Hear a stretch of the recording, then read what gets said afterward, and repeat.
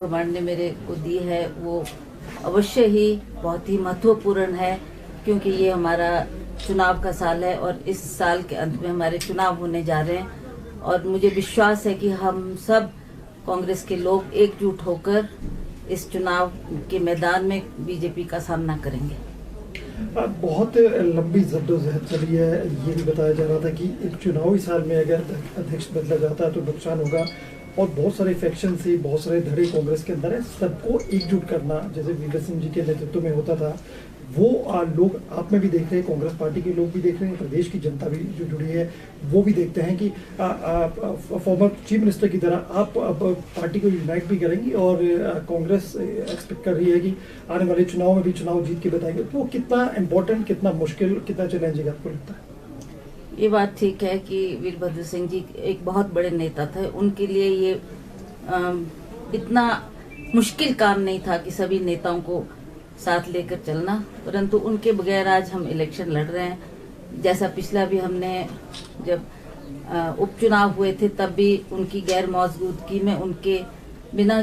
उस चुनाव को लड़ा और उसमें विजय हासिल की। उसी तरह से हम इस जो हमारा विधानसभा का चुनाव हमारे सामने है उसका भी हम डटकर मुकाबला करेंगे और सब पार्टी के लोग एकजुट होकर, सभी कार्यकर्ता, सभी हमारे लीडर एकजुट होकर पूरे प्रदेश में सक्रिय होंगे और काम करना शुरू करेंगे और अवश्य ही हमें इसमें सफलता मिलेगी। सरकार का 4-4.5 साल का कार्यकाल भी हो गया है, तो क्या अब सरकार को लेके भी कांग्रेस जिस तरह से लग रहा था, कार्यकर्ता भी काफी निराश थे, काफी एग्रेशन नहीं था, फील्ड में भी काम नहीं हो रहा था, अब कांग्रेस वापस वाइब्रेंट दिखेगी, जमीन पे काम करती दिखेगी? कार्यकर्ताओं को जो निगलेक्ट किया जा रहा था, बहुत सारी ऐसी बातें निकल के आ रही, क्या कार्यकर्ताओं को सम्मान मिलेगा? सबको एकजुट होकर कांग्रेस अब फील्ड में दिखाई देगी? देखिए, आप जानते हैं कि जब भी चुनाव का समय आता है सभी कांग्रेस जन, चाहे वो हमारे छोटे से छोटा कार्यकर्ता है, चाहे हमारे पदाधिकारी है, चाहे हमारे लीडर लोग हैं, सभी एकजुट होकर काम करते हैं। अभी उपचुनाव में भी ये उदाहरण हमारे सामने रहा और मुझे पूर्ण विश्वास है कि इस चुनाव में भी हम सब एकजुट होकर इस चैलेंज को फेस करेंगे और अवश्य इसमें सफलता पाएंगे। जैसा आपने कहा कि हमने देखा और जनता भी देख रही है कि पिछले 5 सालों में बीजेपी की सरकार के द्वारा क्या काम हुए और क्या नहीं हुए। जो कांग्रेस के सरकार के द्वारा काम किए गए, खास करके माननीय वीरभद्र सिंह जी ने जो हर क्षेत्र में, दूर दराज का क्षेत्र, इंटीरियर क्षेत्र में जो काम किए हैं वो लोग आज भी याद करते हैं और मुझे पूर्ण विश्वास है कि इन आने वाले चुनाव में भी उनके कामों को याद करते हुए अवश्य सारे पार्टी के वर्कर्स काम करेंगे और इस चुनाव को अवश्य जीतेंगे। This is going to be Veer Singh model और डबल इंजन सरकार। तो क्या इस चुनाव में जो विधानसभा चुनाव है, क्योंकि उससे पहले सिग्निफिकेंट है, इम्पोर्टेंट है म्युनिसिपल कॉर्पोरेशन चुनाव, और क्या इन चुनाव में जो सारे चुनाव होने हैं वीर सिंह को आगे रखे ये चुनाव आगे लड़ा जाएगा, उनको आगे रखे ये चुनाव कैंपेन शुरू की जाएगी और डबल इंजन सरकार का मुकाबला कैसे हिमाचल प्रदेश में कांग्रेस करेगी? इनकी सरकार को तो आप पिछली मर्तबा देख ही चुके हैं। जब उपचुनाव हुआ था तब भी इन्होंने ये नारा दिया था कि हमारी डबल इंजन की सरकार है और हमने उसके बाद जब इसमें सफलता हासिल की और लोगों ने देखा कि डबल इंजन के बारे में जो इतना प्रचार किया जा रहा था, इतना कुछ कहा जा रहा था कि केंद्र सरकार में हमारी सरकार है, यहाँ पर हमारी सरकार है,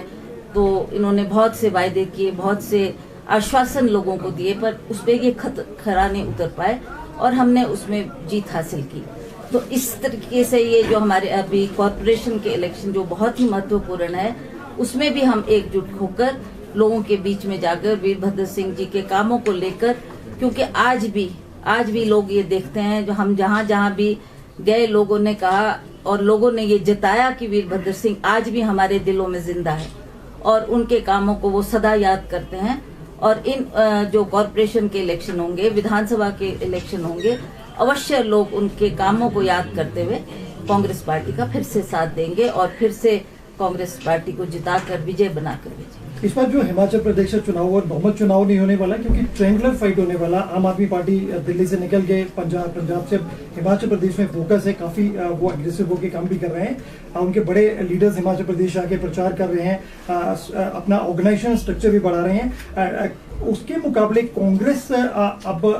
प्रिंसिपल ऑपोजिशन में फिलहाल नहीं दिखाई देती, ऐसा एक स्पेक्ट्रम बन गया। कैसे कांग्रेस वाइब्रेंट होगी, और कुछ लोग नाराज भी है, one section of the party वो नाराज भी है, उनको पार्टी फोल्ड में कैसे लाएंगे, और आम आदमी पार्टी का रोल आप हिमाचल प्रदेश में कैसे देख रहे हैं?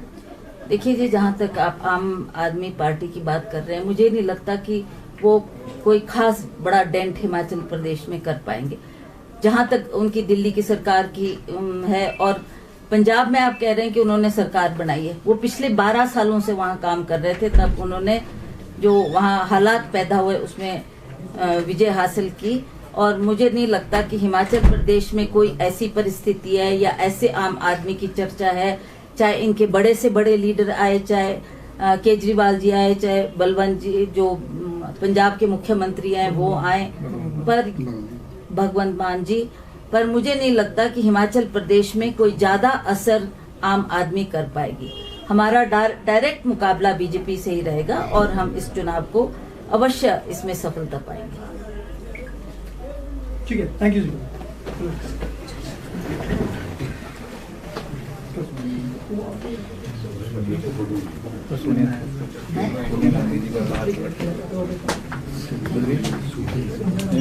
थोड़ा सा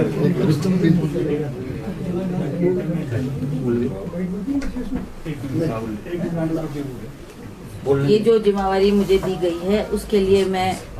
श्रीमती सोनिया गांधी जी, राहुल गांधी जी और प्रियंका गांधी जी का बहुत बहुत आभार व्यक्त करती हूँ कि जो उन्होंने इस जिम्मेवारी को मुझे दिया है। और मैं उनको आश्वस्त करना चाहती हूँ कि आप इसमें अवश्य हम लोग एकजुट होकर काम करेंगे। और सबसे बड़ी बात है, जो एक महिला को मान सम्मान मिला है, ये केवल मुझे ही नहीं, पूरे प्रदेश की महिलाओं को, पूरे देश की महिलाओं को एक बहुत अच्छा संदेश गया है। और महिलाएं भी इससे बहुत उत्तेजित हुई है और मुझे लगता है वो भी बढ़ चढ़ के पार्टी के लिए काम करेगी।